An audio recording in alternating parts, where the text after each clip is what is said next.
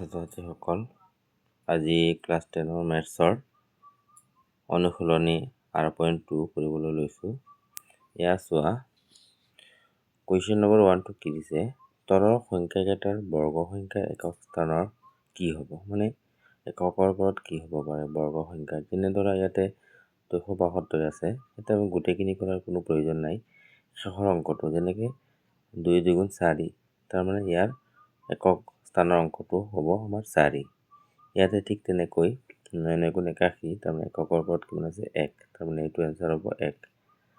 ঠিক তেনেকৈ ইয়াতেও চেম তেনেকুৱা হ'ব, 0, ইয়াতে একক স্থানত 0 হ'ব।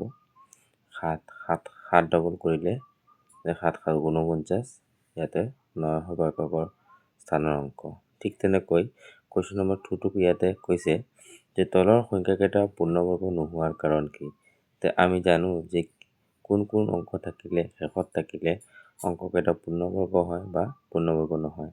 যেনে কুৱেশ্যন নম্বৰ 1, এককৰ ওপৰত 7 আছে, এইটো এনচাৰ হ'ব। 2 নম্বৰটো এককৰ ওপৰত 8 আছে, 3 নম্বৰটো এককৰ ওপৰত 2 আছে, আৰু 4 নম্বৰটো এককৰ ওপৰত এটা শূন্য আছে। তাৰপিছত 3 নম্বৰটো আমি চাম, তলৰ সংখ্যাকেইটাৰ বৰ্গ কিমান হ'ব? বৰ্গ মানে আমি কি কৰিব লাগিব? দুবাৰ পূৰণ কৰিব লাগিব। যেনে 19 আছে, 19ক যদি আমি দুবাৰ পূৰণ কৰোঁ কিমান হ'ব? ঠিক তেনেকৈ 2 নম্বৰটো আমি 37ক আমি কৰিব লাগিব দুবাৰ। তাৰপিছত আমি 53ক আমি দুবাৰ কৰিম। তাৰপিছত আমি ইয়াতে 78ক আমি দুবাৰ কৰিম। আশা কৰোঁ তোমালোকে বুজি পাইছা।